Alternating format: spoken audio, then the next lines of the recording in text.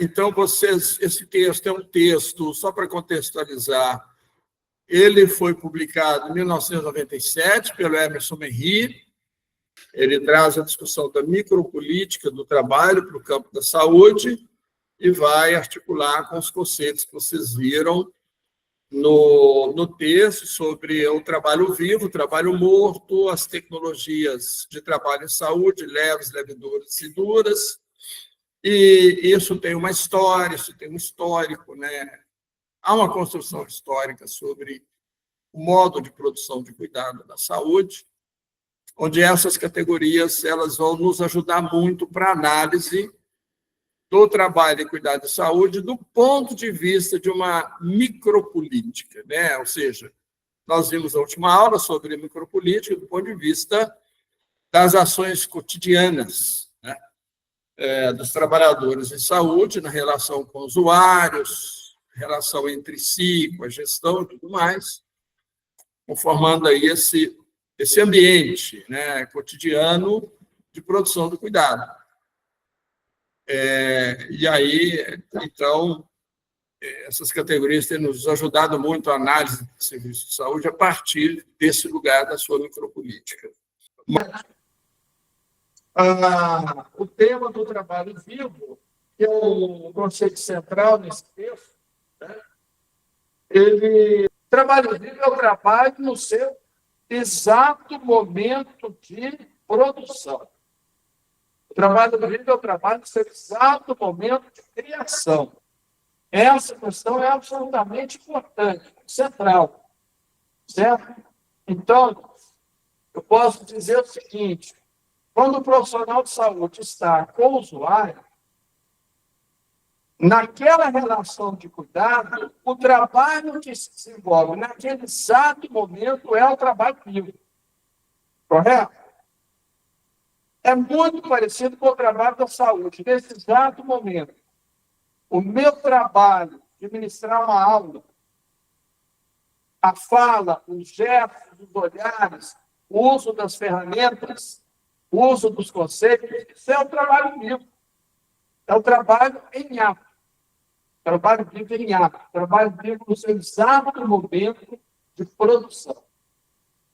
No campo da saúde, como da educação, esse trabalho vivo, ele está o tempo inteiro, ou seja, o trabalho da saúde, ele é centrado no trabalho vivo. Porque é o trabalho relacional, é na relação com o outro que se produz, se cria, né? Então, ele é o tempo inteiro centrado no trabalho vivo. É claro isso. E o que é o trabalho morto? Então, o trabalho morto,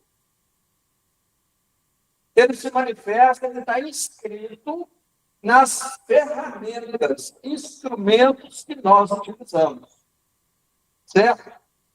Por quê? Está escrito no computador, no celular, no piloto, num protocolo, num questionário estruturado. Por que é o trabalho morto? Porque para que essa ferramenta existisse, foi empregado para construir essa ferramenta um trabalho. Esse trabalho pregresso, já realizado, correto? Então, esse trabalho já realizado, que está escrito aqui nesse piloto, esse trabalho já realizado, já acontecido, está escrito aqui, ele não vai produzir mais nada. Ele foi realizado, foi usado para construir esse piloto. É um trabalho morto. Eu uso como ferramenta no meu trabalho vivo. Então, o trabalho em saúde, ele é uma composição de trabalho vivo e trabalho morto. Certo? Assim como na educação. Então, em todo o processo de trabalho, você vai utilizar sempre trabalho vivo e trabalho morto. Está claro isso? Então, muito bem. Qual é a construção histórica que nós temos do trabalho em saúde? A construção histórica. Com o desenvolvimento das tecnologias, principalmente na segunda metade do século XX, Esse desenvolvimento tecnológico, ele foi cada vez mais substituindo os atos de fala, de olhares, de toque, de relações no trabalho em saúde e cuidado. Claro isso. Então, veja bem, porque essa tecnologia, em primeiro lugar, é evidente que toda tecnologia e toda invenção de maquinários, instrumentos, química, para cuidar das pessoas, é evidente que isso é benéfico à humanidade, às pessoas, ao cuidado. Certo? São benefícios enormes. Hoje é possível identificar o tumor, e toda a sua estrutura, toda a sua composição, tem a ver o corpo da pessoa. Então, evidentemente, que isso é extraordinário. Certo? Por que foi havendo uma substituição do instrumental, das relações pelo instrumental? Porque, evidentemente, os fabricantes do maquinário, dos instrumentos, dos fármacos, eles querem induzir o alto consumo, o consumo exacerbado dessas tecnologias, porque são empresas que funcionam como qualquer corporação econômica. Elas vivem do lucro que elas obtêm com o produto que elas constroem. Então, o problema não está na tecnologia, como eu já disse, que ela é benéfica, ela é um benefício, está na incorporação tecnológica, como ela se dá, a partir da tensão criada pelas corporações econômicas que produzem equipamentos. Né? Essa tensão que se cria por mídias, se cria por diversos dispositivos, inclusive micropolíticos. Né? Ou seja, as grandes corporações que produzem fármacos e equipamentos usam também da micropolítica, que é essa ação cotidiana de convencimento, de inserção de seus produtos, tudo mais. Então, foi a partir dessa tensão, foi havendo uma substituição desses atos cotidianos, próprios da clínica, por exemplo, pela máquina, pelo instrumental. Então, que nós vamos ver, portanto, está claro que é trabalho muito trabalho de corpo. Né? Então, o que nós vamos assistir, e essa é uma discussão que faz, né? Em busca do tempo perdido, a micropolítica do trabalho vivo. Está discutindo nessa questão aí, quer dizer, está discutindo esse processo histórico, né, que nós tivemos de substituição do modo de produzir o cuidado. Então, a gente, quando eu estava fazendo a minha pesquisa, usando esses termos, esses conceitos para pesquisa, eu formulei um conceito que é a composição técnica do trabalho. A composição técnica do trabalho é a razão entre trabalho vivo e trabalho morto no núcleo do processo de trabalho. Certo? Então, significa o seguinte, que todo o processo de trabalho e saúde você vai usar sempre trabalho vivo e trabalho morto. A questão que está colocada aí é qual é a razão do trabalho vivo para o trabalho morto. Ou seja, o componente no processo de trabalho ele é mais um componente do trabalho vivo, em ato, que dá a possibilidade de ser criativo, inventivo no seu processo de trabalho, ou o componente maior, hegemônico, é o do trabalho morto instrumental. Então, essa relação é a que a questão você tem que analisar. Certo? E você só... O trabalho em saúde é um trabalho que exige criatividade. Uma coisa que vocês certamente já ouviram, vão continuar ouvindo. Cada caso é um caso. Uma coisa banal do nosso cotidiano. Mas isso é absolutamente fundamental. Porque se cada caso é um caso, significa que, por mais que você tenha padrão de procedimentos, protocolos, organizados, você tem que exercer a sua criatividade, criatividade, que nunca você vai encontrar padrão para tudo. Porque cada caso é um caso. Também foi essa pressão, né? Trabalhar um pouco de ser uma previsão de trabalho, estar para a gente fazer discussão pode já ter rolado, mas aparece discussões. A neutralidade em relação a quê? O trabalho não teria uma previsão. Ele é previsível, ele é estruturado. Isso, o trabalho não apareceria se houvesse essa neutralidade na previsão. Na avaliação que é prevista. O trabalho sempre vai estar de alguma forma, pode ser até um componente custo, quer dizer, vai estar, porque o trabalho humano sempre vai estar, pelo menos no caso da saúde. Sério. Porque essa é uma questão, uma diferença muito importante do caso do trabalho na saúde para outros sistemas produtivos. Então, por exemplo, quando você pensa em sistema produtivo na indústria, no comércio, sistema financeiro, você incorpora nova tecnologia e reduz o custo de trabalho, que é uma substituição da força de trabalho, correto? No caso da saúde, não. Você incorpora nova tecnologia, você não reduz custo de trabalho nenhum, pelo contrário, você incorpora nova força de trabalho. Você contrata um tomógrafo para um hospital, você não reduziu força de trabalho. Você vai incorporar novos profissionais. Então, a diferença, o grande problema que tem na gestão da saúde é você pensar a gestão do ponto de vista da administração convencionalmente formulada, e ela nasce, a administração, a ciência administrativa nasce de pensar a indústria no início do século XX, né? A partir de Ford, dele. Então, essa administração ela não serve para pensar no caso da saúde, como eu estou te falando. A neutralidade aqui é difícil dizer que ela existe, porque o componente humano sempre vai estar presente nos processos de trabalho.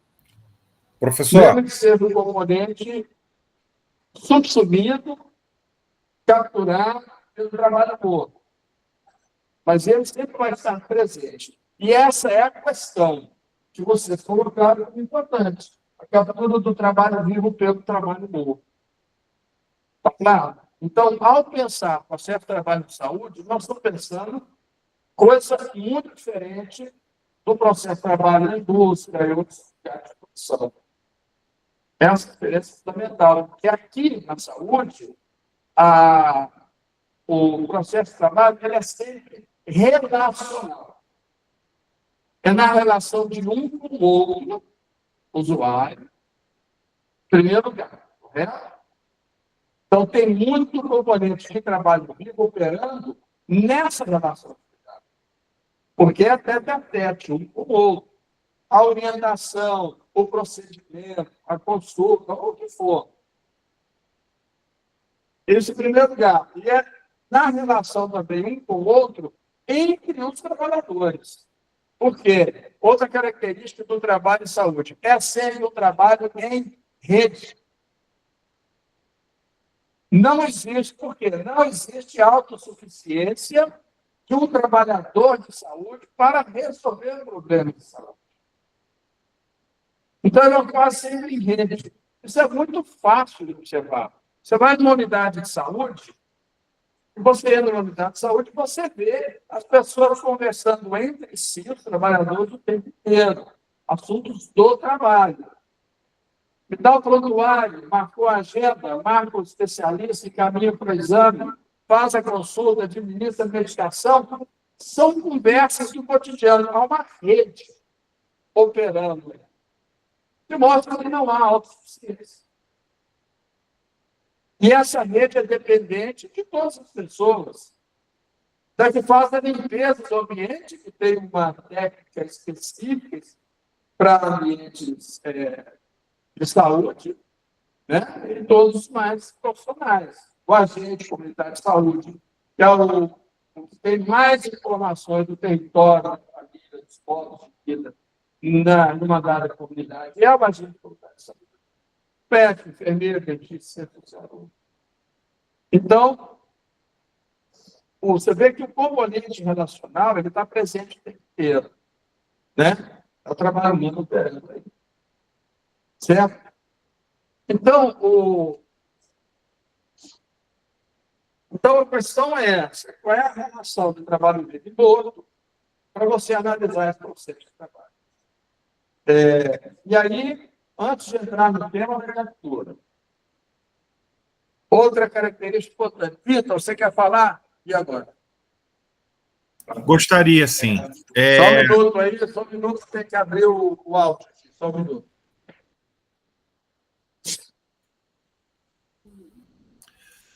Vamos lá. Estão me ouvindo? Pode falar. A minha dúvida em relação, nesse cenário que a gente está vivendo agora de incorporação de tecnologia, eu sempre pensei desse mesmo modo, né? Que a medicina, a saúde, ela sempre agrega, né? Ela nunca consegue se livrar de tecnologia, mas efetivamente agora, com o advento da inteligência artificial, algumas áreas, como, por exemplo, radiologia, começam a sofrer impacto na sua mão de obra, né?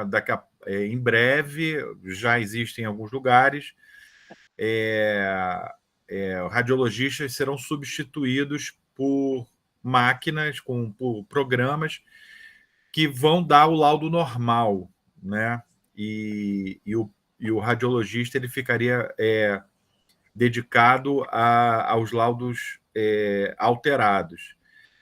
Como é que essa relação com a inteligência artificial e esse ataque, né, essa diminuição da força humana nesse cenário é visto aí dentro dessa questão de trabalho vivo e trabalho morto? Tá. Vamos entrar nesse tema da inteligência artificial. Antes disso, então, vamos... Antes que eu estava falando,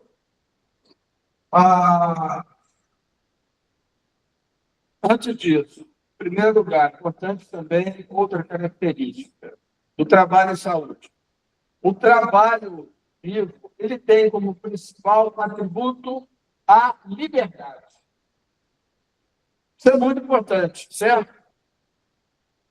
Ou seja, no momento em que você está, no momento que um profissional, trabalhador, está com o usuário, quem comanda o processo de trabalho naquela relação é o trabalhador. Certo? Então, vou dar um exemplo para vocês. A BNH, Programa Nacional de Imunização, tem como principal característica, a diretriz, o acolhimento. Então, vamos supor que a Secretaria de Saúde implanta a BNH. Todo mundo vai ter que ser acolhedor. Faz curso de acolhimento para todo mundo. Eu já vi acontecer. Né? Depois de 6 meses, você vai lá na unidade e ninguém está fazendo acolhimento. Por quê?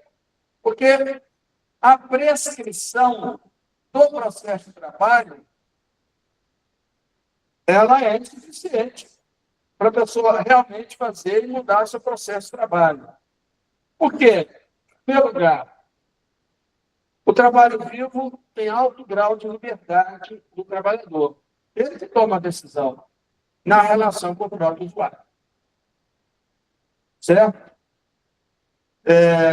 Significa que o trabalhador tem um razoável autogoverno sobre o seu processo de trabalho. Tá? E, de fato, a pessoa muda seu processo de trabalho não só por um conhecimento técnico, de mudança desse processo de trabalho. Mas, principalmente, que ele precisa de um novo componente do processo de trabalho, acolhimento, por exemplo, ser acolhedor, será algo que incorpora seus valores, sua crença, né? Ou seja, suas subjetividades. Certo? Então,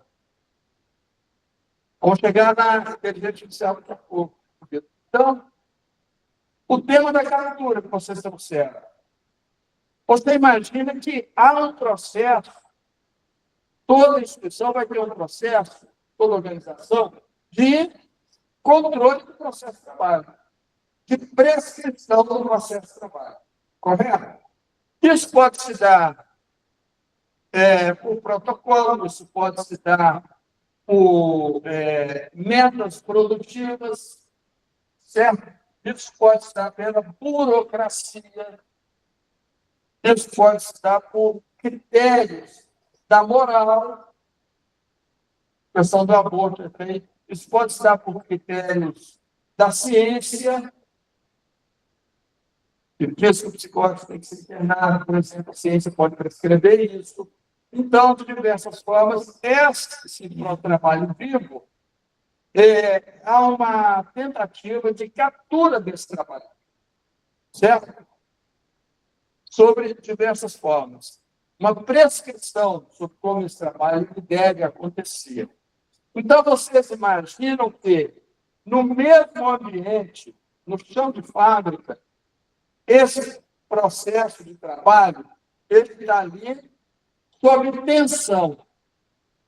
A tensão das várias linhas de captura, controle, e a tensão da liberdade que é própria desse trabalho.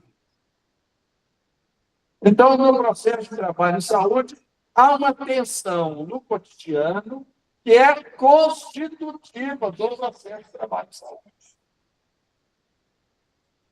Essa tensão o constitui. Está claro?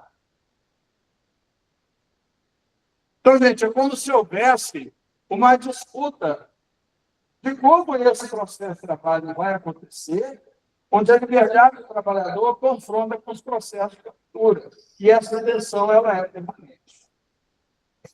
Então, você vai viver, no processo de trabalho, momentos de maior ou menor liberdade de ação e controle do seu processo de trabalho. Claro isso? Então, você vê, por exemplo,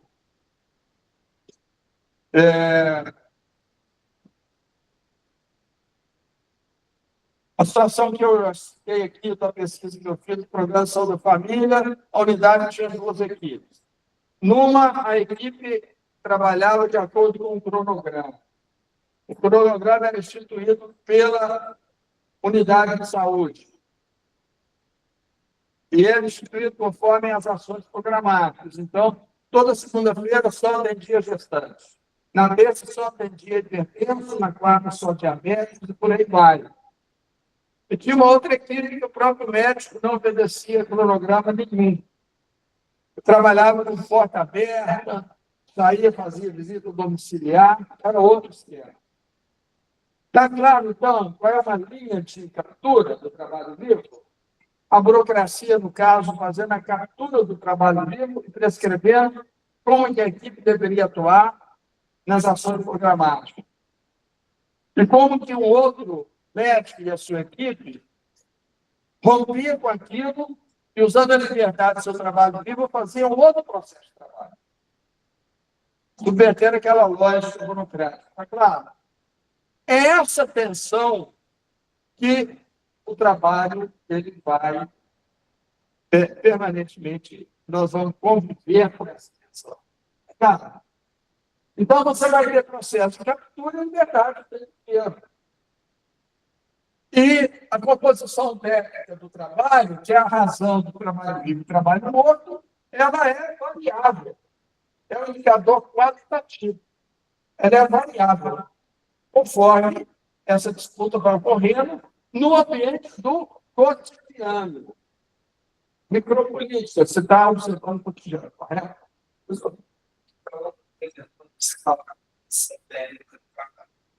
Aí, essa posição técnica do trabalho, essa tensão, então, a gente poderia assumir como processo de trabalho, seria a utilização das leve, não tão leve também, Exato. É isso. Vamos tratar agora dessa tecnologia de trabalho, e a gente vai ver que a inteligência artificial ela está nesse lugar.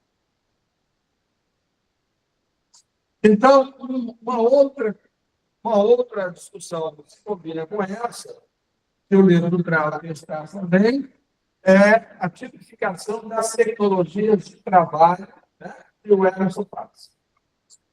Então, ele traz isso, ele vai trazer essa discussão, ela começa como sanitarista de São Paulo, Ricardo Bruno mesmo, no início dos anos 90, ele trabalhando, estudando a rede de São Paulo, ele concluiu que nas tecnologias de trabalho e saúde haviam as tecnologias materiais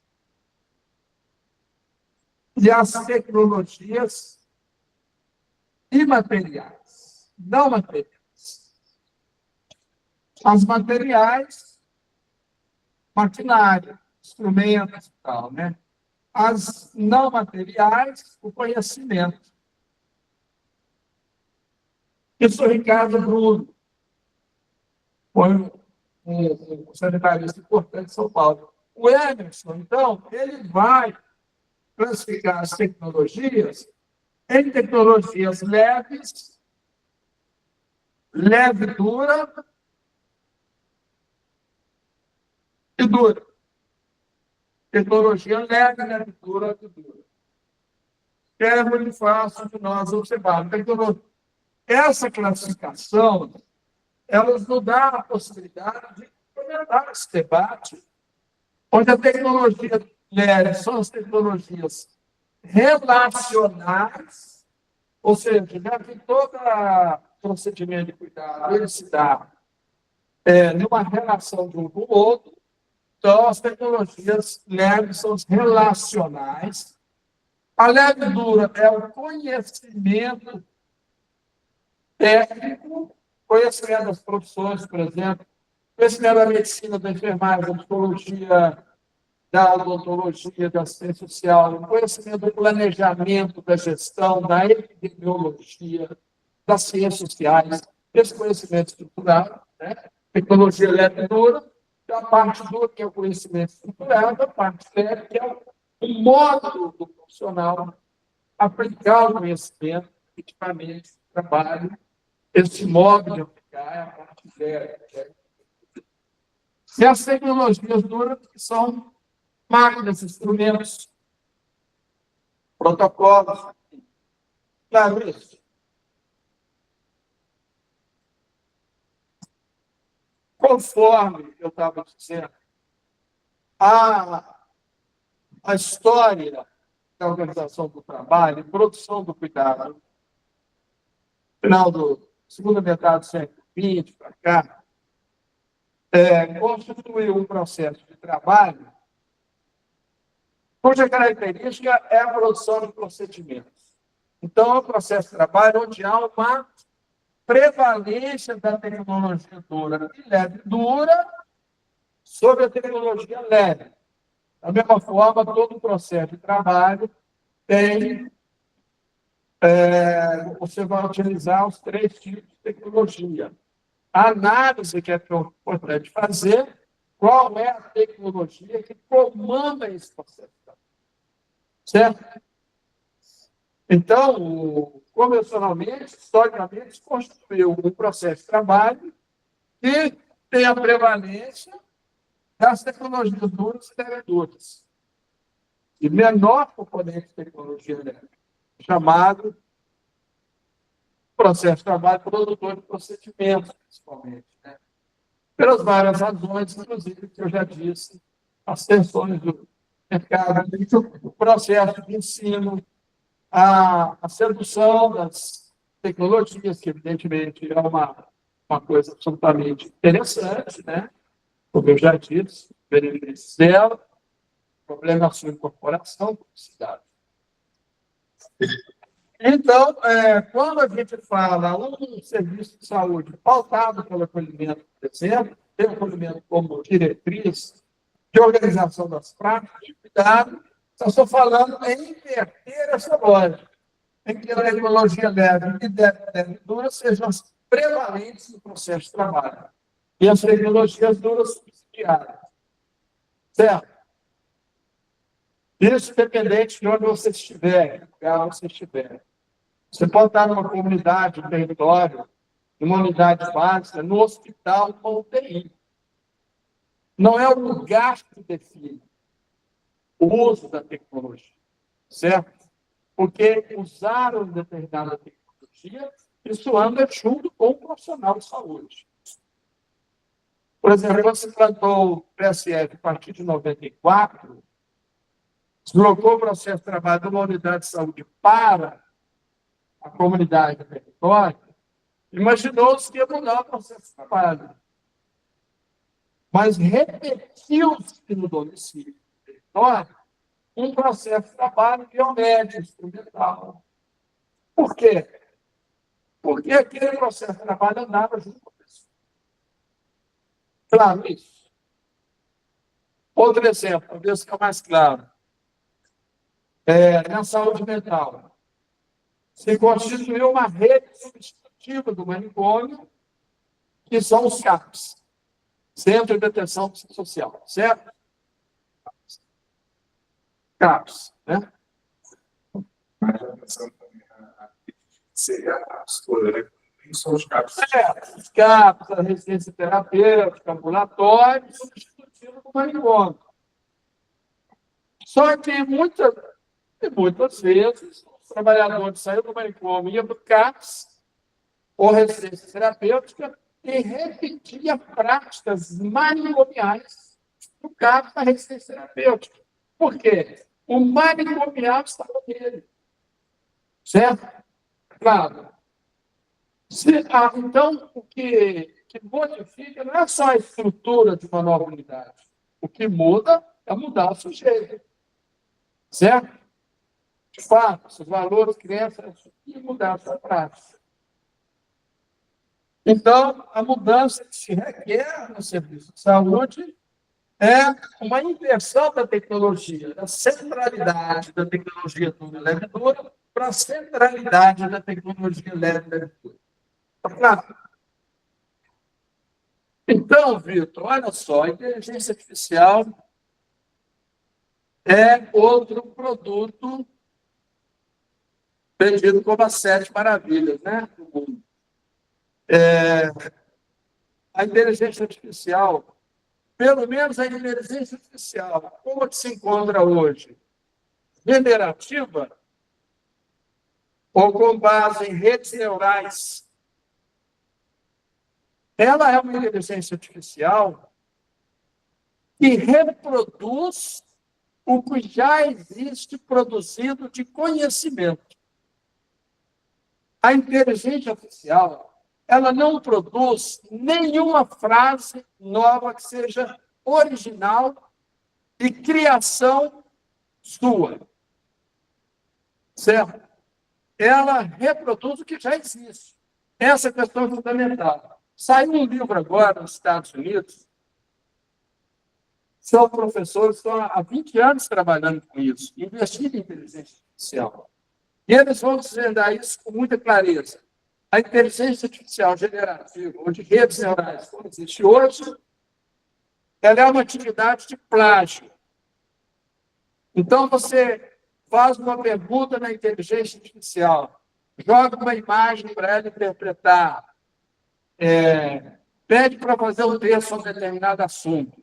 Ela vai pegar o conhecimento já existente e sistematizar para te dar aquele produto que você está pedindo para ela. Mas copiando de 50, 100, 200 autores, imagens, arquivos já existentes que ela acessou. Está claro? Então, isso é a inteligência artificial. A inteligência artificial, ela se forma a partir do que se chama aprendizagem de máquina, que é uma profissão que está começando a surgir com inteligência artificial. Pessoas cuja especialidade é ensinar a máquina. Como é que você ensina a máquina? Injetando nela bilhões, trilhões de informações. Nada mais do que isso. Copiando para dentro dela milhões e trilhões de informações. E ela, através de algoritmos, vai processar isso para dar determinados resultados. Certo? Então, é uma atividade de cópia. Evidentemente, contando com trilhões de dados, com mega processadores, hiper, né, computadores, mas é uma atividade de cópia. De repetição, não é uma atividade criativa. E mais avançado do que o aprendizado de máquina é o aprendizado com reforço, onde você instrui a máquina a aprender com a interação com outras máquinas. Certo? Mas não consegue sair daquilo que já está produzido, daquilo que já existe no mundo. Ou seja, ela não tem uma atividade genuinamente criativa, genuinamente nova. Como a capacidade é imensa de processamento de dados, então todo mundo fica um pouco maravilhado. Mas se for estudar, é uma atividade clara. Tanto que hoje, por exemplo, grandes jornais americanos estão processando empresas de inteligência artificial por subtração dos seus dados sem pagar direitos autorais. O Elton John está processando na Inglaterra, empresas que trabalham com inteligência artificial, de ter pegado produtos seus sem pagar direito autoral. O que é isso? Ela vai catando, ela vai pegando. Isso vai se difundindo. Quando chega no caso do diagnóstico, o diagnóstico vai ser isso. Você dá uma imagem de um raio-x para a inteligência artificial, ela vai pegar milhares de modelos semelhantes que ela conhece e dá o veredicto. Mas ela não tem capacidade analítica sobre o exame. Ela vai por comparação, modelos já existentes conhecidos por ela, oferecer um veredicto. E esse é o risco, evidentemente. Esse é o risco. Né? Esse é o risco. Pode acertar ou não. E aí, enfim, aí tem... Então, dentro da nossa aula, aí tem uma discussão infinita, né, Vitor? Sobre o que é um diagnóstico sobre um produto, que é um exame, etc., ou o que é aquilo que eu chamo de diagnóstico situacional. Você pega o exame, a clínica, que tem ali, toda a discussão da clínica, do problema de saúde da pessoa, mas também, particularmente, a sua história, a sua subjetividade, seu modo de estar no mundo, o contexto social e econômico, você sabe muito bem, sabe, que são elementos também de apreciação quando você vai definir o problema de saúde, estabelecer projetos terapêuticos, etc.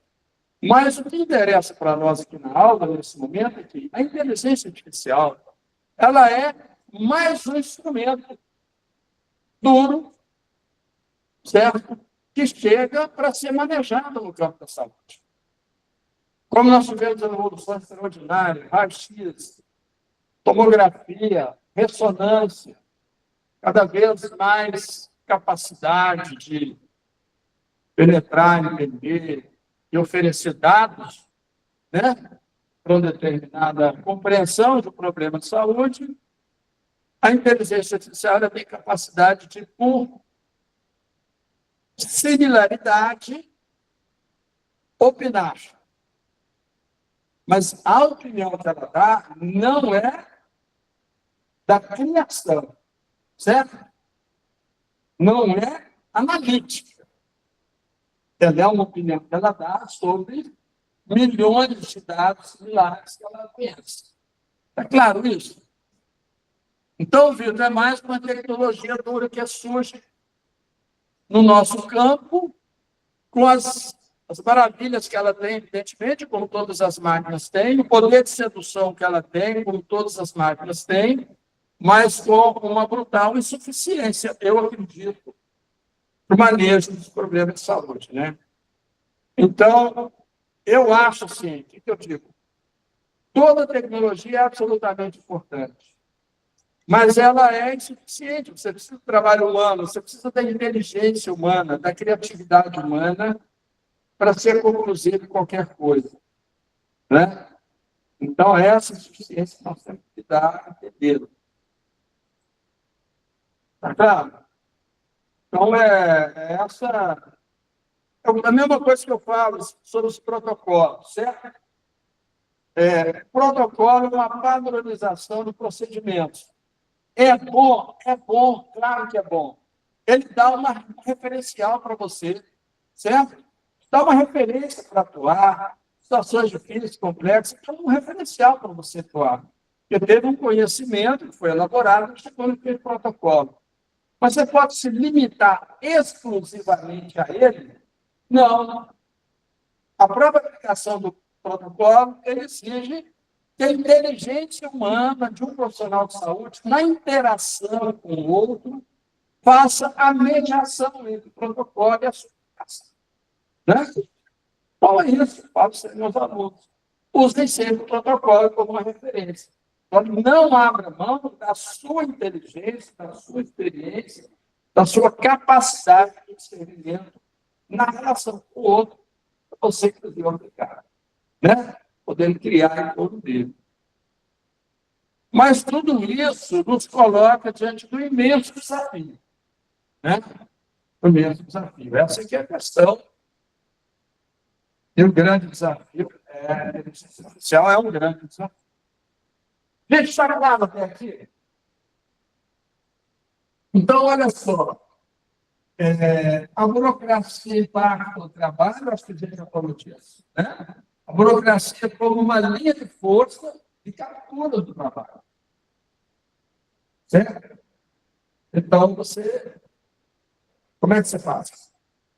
Você vai lidando com isso. Processo de captura de liberdade, certo? Usando sua liberdade, né? Trabalho livre, certo? Por exemplo, eu tenho que dar presença às pessoas aqui e dar uma nota no final. Usando meu trabalho livre, eu decidi que eu não vou fazer chamada. Já, perde tempo. Certo? E trabalho final é que vai definir quem terá o crédito ou não é o produto. Mas não a frequência em si. Então, é uma forma de agir diferente do que a instituição prescreve. Mas é usando esse trabalho livre. Certo? O trabalho de educação, você relacional, é muito parecido com o da saúde. Então, essa versão que você está indicando. Né? Autogoverno, eu já falei, que trabalho livre, tá claro? As tecnologias de trabalho, intercessores. Quando nós falamos do trabalho de saúde, ele é sempre relacional, junto com o outro. Quando Emerson diz sobre isso, quando você se encontra com o outro, você tem aí um espaço intercessor. Esse espaço intercessor significa o seguinte, que os dois interagem e corroboram com a produção do cuidado. A produção do cuidado, ela não é exclusiva do profissional, do trabalhador. certo? A produção do cuidado, ela é da relação, do encontro trabalhador e usuário. Então, esse espaço intercessor significa um espaço que se colabora com todos, corrobora, juntos ou produção. Certo? Está claro isso? Supõe que o usuário ele tem o protagonismo. O usuário não é um ser passivo que fica esperando você intervir sobre o corpo dele. Ele tem uma análise do problema de saúde. Ele tem uma expectativa de onde vai resolver o problema. E ele atua. Ele atua nesse processo. Então, o intercessor supõe que é um espaço, certo? De interação. Certo? Então, quando você chega na nossa aula, é um espaço intercessor. Ela é uma produção conjunta. Certo? Está claro, então, o espaço intercessor. Trabalho na atenção setor da saúde. Sim. Né? Quando o Emerson dá o exemplo do trabalho do artesão, ele está dizendo o seguinte: o artesão ele vai fazer uma peça conforme ele entender. A sua atividade criativa ela está integralmente aplicada na peça e a peça vai ser um produto da sua criação. O artesão não sofre interferências de controle sobre o seu trabalho. Ele cria. Na sua liberdade, ele cria. É trabalho vivo, tempo inteiro, correto? Aí depois vem trabalho sério. Olha, você leva uma semana para fazer uma cadeira, tá bom que ela sai linda, maravilhosa, desenhos barrocos, detalhados. Mas nós usamos cadeiras, precisamos de 10 cadeiras por dia. Então, você põe uma máquina, esteira rolante, serra automática, certo? Então, o trabalho dele fica absolutamente diminuto. E é o trabalho da máquina que vai comandar o processo. Vão sair as cadeiras com aquelas pernas magras, feias, iguais, todas umas a outra. A possibilidade de criar foi anulada, o trabalho mútuo fez tudo, foi automatizado. Então, quando muitos pacientes falam que eu fui na unidade de saúde fazer consulta, e o profissional olhou para a minha ficha, olhou para o meu exame, e quase não conversou comigo. É um pouco essa automação do trabalho. Né? A pequena interação. Então, o trabalho em saúde é como uma obra de arte. Você tem uma pessoa que você cuida, você vai cuidando ao longo do tempo, e você vai manejando o problema, interagindo, e ver ao final o resultado, né? Que ela está bem, se recuperou, se reabilitou, trabalhando, família e tudo mais, vivendo no mundo, sua vida plena, é uma obra de arte. Tem muito de artesania nisso. Né? Quando o trabalho vivo está comandando esse processo. Vejo isso. Vai ser que esse trabalho ele vai estar num lugar excelente para ele, também. Quando está olhando para essa situação, por exemplo, do artesão, o artesão precisa dar uma linha de produção. Isso é uma encomenda, isso é uma demanda desse funcionário. Assim. Então, chega e pede para o artesão isso, uma produção maior desse lugar. Aí o artesão deixou de ser artesão, né? Ele passou a ser um operário. Certo? Quando você põe a linha de produção, e ela que vai produzir a cadeira, aquele que era artesão virou operário. Não tem artesania mais. Não tem atividade criativa mais. Certo? É uma encomenda, eu pedido. Porque a demanda da análise institucional corresponde a um pedido. Então, se você é analista institucional, esse papel, se você é analista institucional, quando o secretário de saúde, o secretário de saúde para você fala, eu tenho uma demanda para você vir fazer uma oficina de acolhimento lá na minha rede de saúde. É uma demanda. O primeiro movimento analista é analisar a demanda. É uma análise da demanda da comunidade social. Quem está pedindo? Qual é o pedido verdadeiro? Quem está pedindo? Pedindo para quê? Pedindo para quem? Pedindo qual é a oferta que está atrás do pedido. São questões com análise de demanda, por exemplo. Então, eu acho que envolvendo. Se nós estamos no campo da análise nacional, a demanda é um todo. Quando traz isso para a saúde, a folha da palavra demanda, isso no sul, tem chegada do usuário que essa demanda na saúde. Isso, mas é isso que às vezes fica para mim difícil de entender, porque nessa noção de demanda não parece meio não. Só que parece a outra, sabe? Eu penso, a produção imaginária da demanda. Eu descobri isso. A produção imaginária, até cabe aqui na nossa conversa, da demanda. Você buscar no Google, acho que você encontra. Se não encontrar, me fale que eu te mando. A produção imaginária da demanda é um artigo que eu publiquei que faz essa discussão.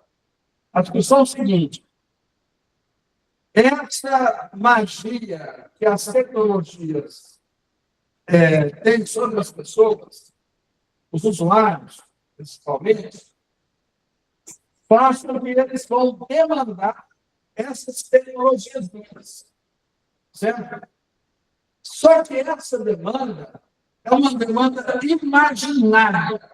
Ou seja, é uma demanda que ele imagina que necessita. Mas que ela não tem correspondência com o que seria uma necessidade real, tecnicamente, socialmente definida. E a produção imaginária da demanda faz com que nossas redes de saúde ficam entupidas de gente pedindo tomografia, raio-x, exame disso, exame daquilo, exame daquilo, que associa o exame ao cuidado. É a subjetividade que se produziu nesse tempo todo. Certo, André? Sintática, como lá. Tá claro? Então, procura a produção imaginária da demanda, tudo franco, você vai achar no Google, achar e para de marcar para fazer esse debate. E tem tudo a ver com isso que a gente está discutindo. Trabalho livre será sempre positivo, uma questão importante. Não necessariamente. A primeira coisa é o seguinte: nós não podemos fazer um juízo de valor sobre o trabalho vivo. Eu não posso dizer que trabalho vivo é bom, trabalho vivo é ruim. Porque se o principal atributo do trabalho vivo é liberdade, o trabalho vivo pode ser usado para cuidar de uma pessoa, acolher a pessoa, mas pode ser usado essa liberdade para torturar a pessoa. Então, você tem razão no seguinte: nós não podemos romantizar o trabalho vivo, de fato, não podemos. E nem atribuir um valor, um juízo de valor a priori. Todo trabalho vivo é bom, todo trabalho morto é ruim, ou o contrário. Certo? Eu estou te dizendo. Não tem como atribuir um juízo de valor, porque o atributo da liberdade Um profissional pode usar o seu trabalho vivo para ser meramente instrumental, frio e administrativo, com cuidado de uma pessoa. O outro usa o trabalho vivo para ser acolhedor, estabelecer vínculo, acompanhar os processos. Então, não há um juízo de valor. O trabalho vivo, ele tem esse atributo da liberdade. O que vai mudar a característica da prática de cuidado? É o sujeito, o trabalhador, que está na prática de cuidado. Se é um sujeito trabalhador que tem incorporado, além do conhecimento técnico, mas incorporado como valor, o acolhimento, ele vai fazer um cuidado acolhedor, usando o seu trabalho vivo. Agora, se é um trabalhador que tem incorporado o cuidado, ele é biomédico, prescritivo, instrumental, simplesmente, ele vai fazer um cuidado instrumental. Na verdade, é o protagonismo do sujeito que vai comandar a característica do cuidado. Está claro?